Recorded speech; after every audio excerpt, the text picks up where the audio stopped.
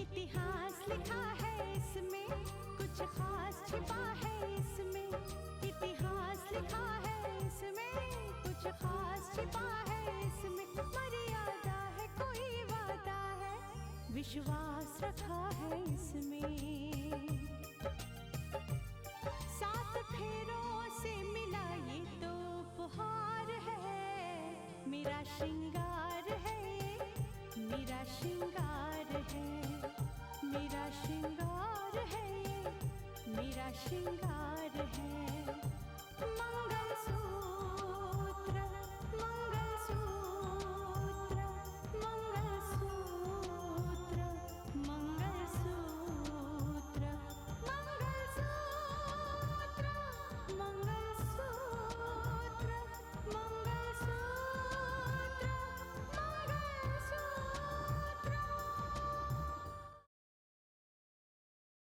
बेटा, ये डॉक्टर का कहना है कि बच्चे का विकास सही ढंग से हो रहा है या नहीं, ये देखना बहुत जरूरी है।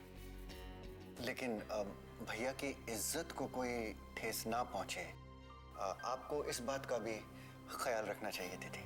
देखो, ऐसी हालत में कोई लापरवाही नहीं बरतनी चाहिए। अगर तुम मेरे पास बहू बनकर आती तो मैं तुम्हारा खूब ख्याल रखती। जिस तरह से मानस आया था ना उसे माफी मांगने, उसी तरह रितिका की अच्छाई और सच्चाई के सामने सबको सर झुकाना ही होगा। सर, मैं बहुत ही दुखी थी, बहुत ही बड़े सदमे में जी रही थी। मैंने कुछ भी जानबूझकर नहीं किया है। वो सारी रिपोर्ट हमारे पास मौजूद है, लेकिन आप क्या ये कहेगी कि आपके घर का माहौल ठीक नहीं था, इसीलिए आप गैर जिम्मेदार हो गए? देखिए सर, मैं अपनी सफाई पेश करने की कोशिश नहीं कर रही हूँ। मैं सिर्फ आप लोगों को यही कह रही हूँ कि मैं कलेक्टर हूँ इस शहर के, लेकिन मैं एक इंसान भी हूँ। कुछ ऐसे प्रॉब्लम्स आ गए थे फैमिली में जिसे मैं बर्दाश्त नहीं कर पाई और उसी में ये गलती हो गई। मैं बस अपनी सफाई में यही कहना चाहती हूँ। आगे आप लोगों को जो भी ठीक लगे वो आप करिए। उस वक्त आपकी मानसिक हालत कैसी थी, इसकी रिपोर्ट हमारे पास मौजूद है। ये हमारे लिए बहुत बड़ा मुद्दा है। आपने एक बड़े ऑफिसर के ऊपर हाथ उठाया है, ये कोई मामूली बात नहीं है। इसकी सजा तो आपको मिलनी चाहिए।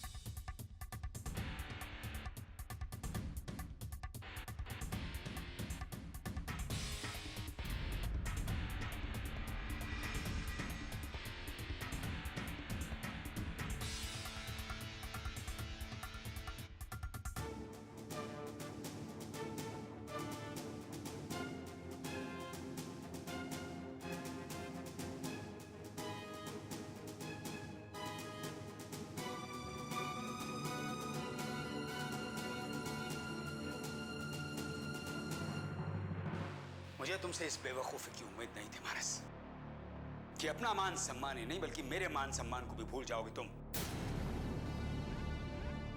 ये मान सम्मान का मुद्दा नहीं है डैड, इसे मान सम्मान का मुद्दा आपने बनाया है डैड।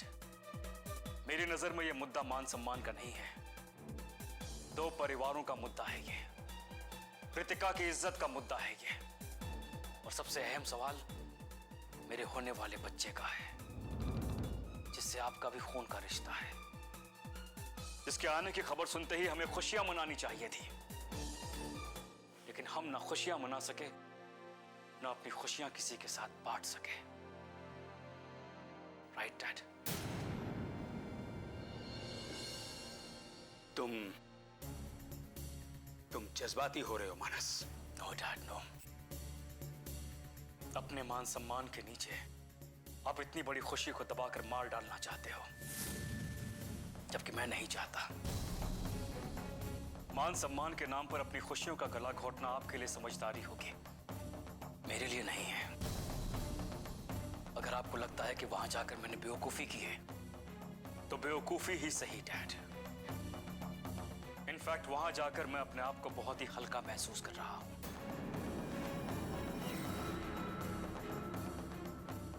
यस डैड, आज मेरे दिल का बोझ हल्का हो गया क्योंकि मैंने कह दिया वहां जाकर कि हाँ, मुझसे गलती हुई थी। कह दिया मैंने। तुम आदित्य प्रताप सिंह की चौखट पर माफी मांगने पहुंच गए? हैरानी हो रही है मुझे कि तुम मेरे बेटे हो।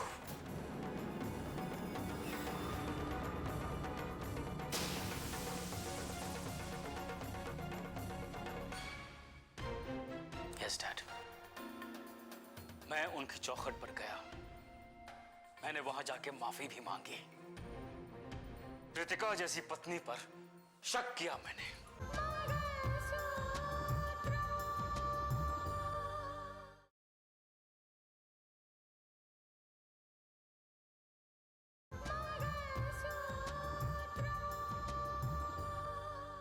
मैंने वहां जाके माफी भी मांगी। कृतिका जैसी पत्नी पर शक किया मैंने। इतना बड़ा पाप किया मैंने, तो उस पाप का प्रायश्चित करने मुझे वहां जाना ही था। एंड डैड, मुझे इस बात पर कोई अफसोस नहीं है, कोई अफसोस नहीं है।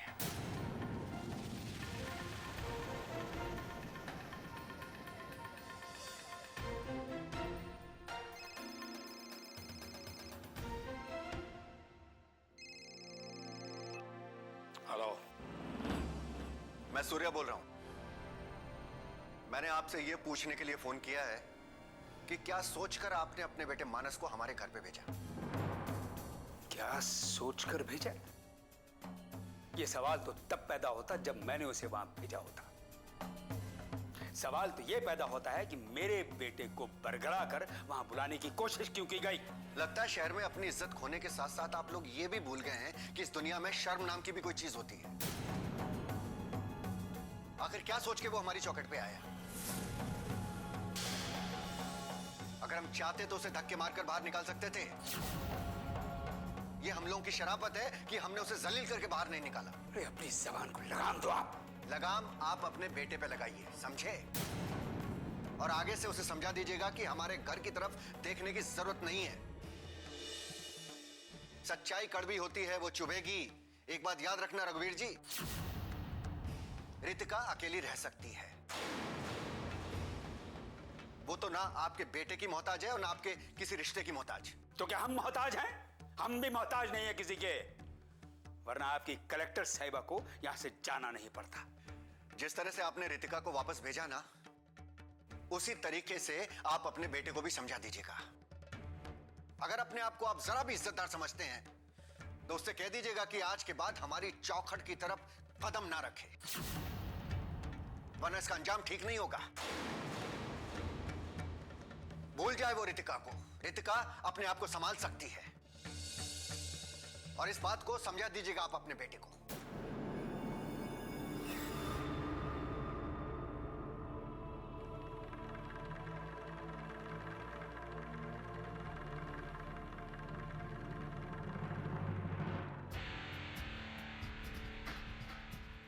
लेकिन मैं तो राकेश भैया से मिल भी चुका हूं, और मैं सोच भी नहीं सकता था कि राकेश भैया वो हैं। लेकिन उन्हें तो मुझे बताना चाहिए था। भले मैं उन्हें नहीं पहचान पाया, लेकिन उन्होंने तो मुझे पहचान लिया होगा। मुझे याद है, आज भी वो रात जब मैं गाड़ी से वापस जा रहा था, तब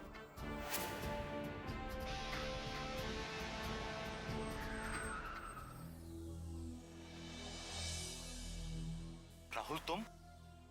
आप मुझे कैसे जानते हैं? देखो, मैं तुम्हें अच्छी तरह जानता हूँ, लेकिन तुम मुझे नहीं पहचान पा रहे हो। मुझे आगे तक लिफ्ट चाहिए, प्लीज मुझे छोड़ दो। लेकिन मैं आपको जानता नहीं पहचानता नहीं। अब अभी क्या कह रहे हैं? मेरे पास अपनी पहचान देने का मेरे पास वक्त नहीं है, प्लीज।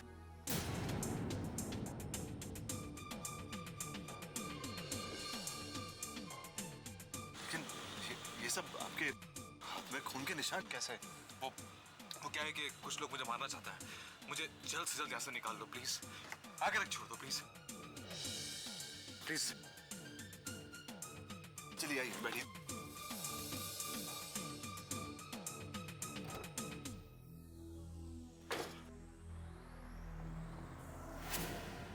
आखिर भैया के हाथों पर वो खून के निशान कैसे थे?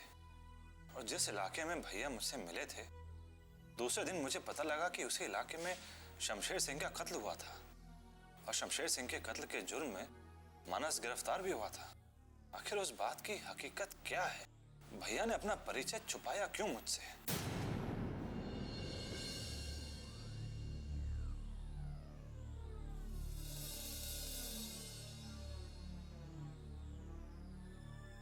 राहुल, राहुल क्या सोच रहे हो तुम? आप कुछ नहीं भैया, वो दरअसल मैं आपके बारे में सोच रहा था भैया। आपको याद है एक बार आपकी और मेरी मुलाकात हुई थी?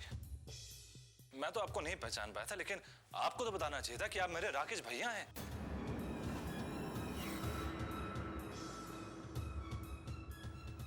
वो क्या है राहुल के वो हालात ऐसे नहीं थे कि मैं तुम्हें अपनी सच्चाई बताता।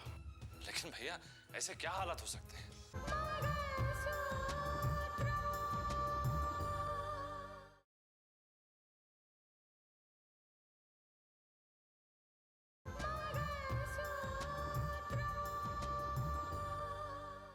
लेकिन भैया ऐसे क्या हालात हो सकते हैं? क्या मुझे सामने खड़ा देखकर नहीं कह पा रहे हैं कि आप मेरे भाई हैं? और उस रात तो मैं आपको देखकर, उस हालत में देखकर घबरा गया था। और अगले दिन मुझे मालूम पड़ा कि उसी इलाके में शमशेर सिंह का कत्ल हुआ है और मानस की गिरफ्तारी हुई है।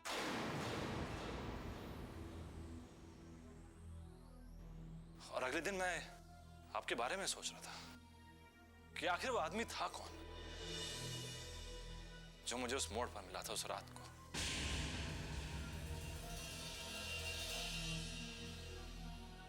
अच्छा भैया, उस रात को आपके हाथ में खून लगा था। वो खून आखिर आया कहां से था?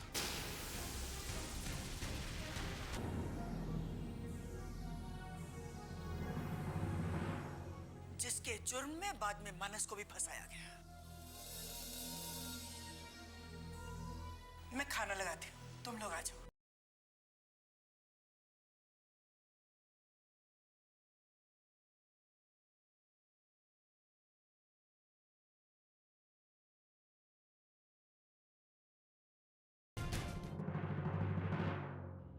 पापा थैंक यू। आपने पहले ही सारे रिपोर्ट्स इंक्वायरी आयोग तक पहुंचा दिए थे और उसकी वजह से बुआ जी मुझे ज़्यादा परेशानी का सामना नहीं करना पड़ा। उनको ये समझाने के लिए कि उस वक्त हालात परिस्थितियां ही कुछ ऐसी थी कि मैं कुछ भी नहीं कर सकती थी। शुक्र है इंक्वायरी ब्यूरो का कि उन्होंने इस बात को माना कि उस वक्त वो हालात ही कुछ ऐसे थे। शायद, लेकिन पापा मैंने अपनी तरफ से पूरी कोशिश की। उन्होंने जितने भी सवाल मुझसे पूछे मैंने सारे जवाब दिए। अब देखते हैं आगे क्या होता है।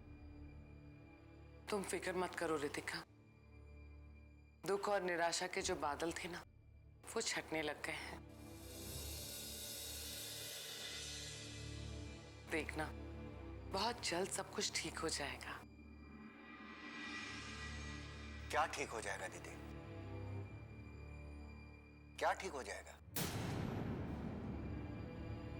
भाई ज्यादा से ज्यादा यही होगा ना कि रितिका फिर से कलेक्टर बन जाएगी। पर कलेक्टर बनने से इस बेचारे की जिंदगी तो नहीं संभलेगी ना। सूर्या ये क्या कह रहे हो तुम? मैं कोई गलत नहीं कह रहा हूं भैया। बात तो वही हो गई ना कि जहां से चले थे वहीं पे आके हम पहुंच गए।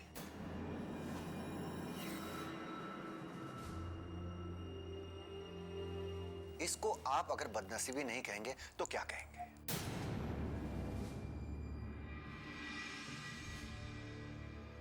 इतनी धूमधाम से रितिका की शादी की और वो आज भी घर में बैठी हुई है।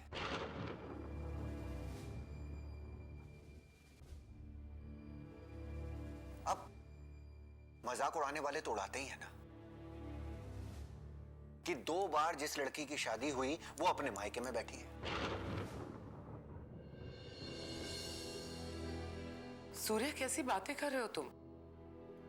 वक्त अब तक गुजरा नहीं है, बात खत्म नहीं हुई है। अरे तुमने देखा नहीं, मानस आया था ना रितिका से माफी मांगने।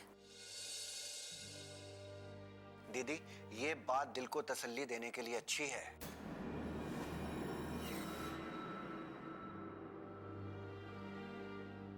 लेकिन सच बात तो यह है कि हम लोगों के लिए ये बड़े शर्म का विषय है।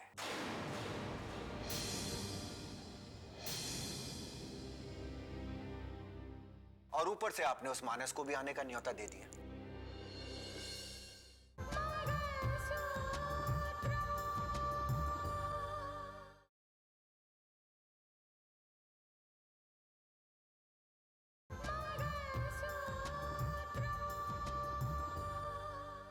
और ऊपर से आपने उस मानस को भी आने का न्योता दे दिया। ये क्या कम जगहसाई की बात है? Surya, I don't care a damn की दुनिया क्या सोचती। मैंने फैसला किया है कि मैं अपनी बेटी को उस घर में नहीं भेजूंगा, तो नहीं भेजूंगा। अब अगर मानस को इससे हमदर्दी है तो उसे आना होगा। देखिए भैया, हो सकता है कि कल को मानस अपने बाप को छोड़ के आ जाए, लेकिन जरा ये सोचिए कि लोग क्या कहेंगे। लोग तो यही कहेंगे ना कि आदित्य प्रताप सिंह ने अपनी बेटी को आगे करके किसी के बेटे को छीन लिया।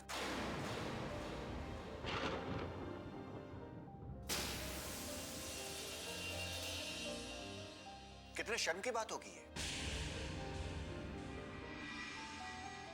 भाई, मुझे तो ये लगता है कि कलेक्टर बनाने से ज्यादा हमें इस बात की कोशिश करनी चाहिए कि रितिका वापस अपनी ससुराल चली जाए।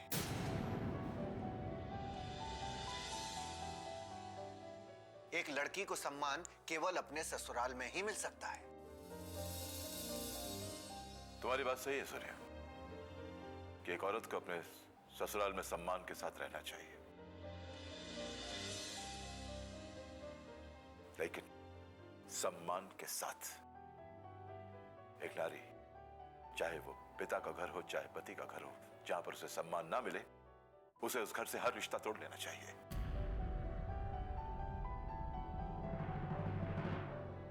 मैंने अपनी बेटी को इस काबिल बनाया है कि वो किसी की मोहताज नहीं है। अगर ये कलेक्टर भी नहीं बनती ना, तब भी आदित्य प्रताप सिंह में इतनी ताकत है कि उम्र भर अपनी बेटी को अपने साथ रख सकता है।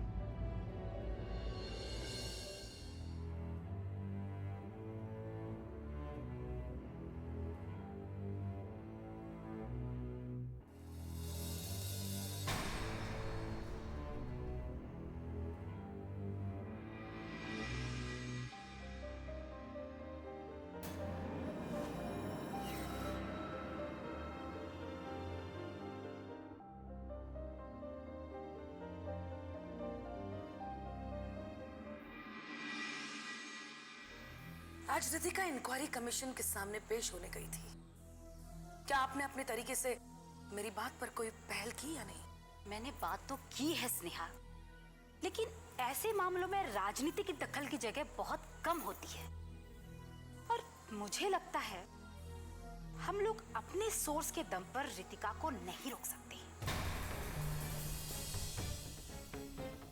उसे रोकने के लिए हमें कुछ दूसरे तरीके सोचने होंगे। मैं सिर्फ इतना ही चाहती हूँ कि वो रितिका उस कलेक्टर की कुर्सी पर ना बैठे, बस। उसे रोकने के 1000 रास्ते हो सकते हैं स्नेहा, लेकिन उन रास्तों से चलने का फैसला तुम्हें करना है। और ये भी देखना होगा कि उन फैसलों से तुम्हें फायदा है या नुकसान। क्या आपको ये नहीं लगता मेघना जी कि अगर रितिका कलेक्टर बन गई तो वो सारे गड़े मुर्दे उखाड़ेगी? हाँ, ये तो मैं अच्छी तरह से जानती हूँ। इसीलिए रितिका को कलेक्टर की कुर्सी तक पहुंचने से रोकने के लिए आपको जो भी मदद की जरूरत होगी ना, मैं जरूर करूंगी। ठीक है मेघना जी, अब मैं तुम्हें बताऊंगी कि क्या करना है। ये सुनार की ठुक ठुक अब मुझे अच्छी नहीं लग रही है। वो कहावत सुनी है ना, 100 सुनार की तो 1 लोहार की।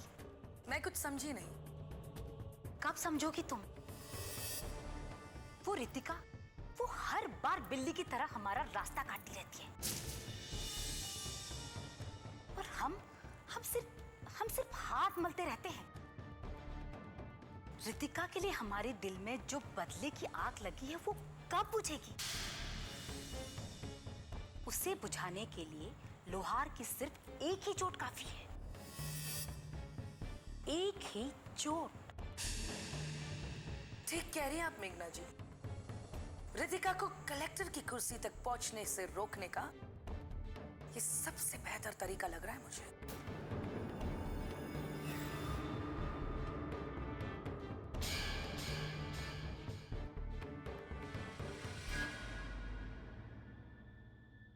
कच्चे धागे से बंधा इसमें संसार है, पिया का प्यार है ये जीने का सार है, पिया का प्यार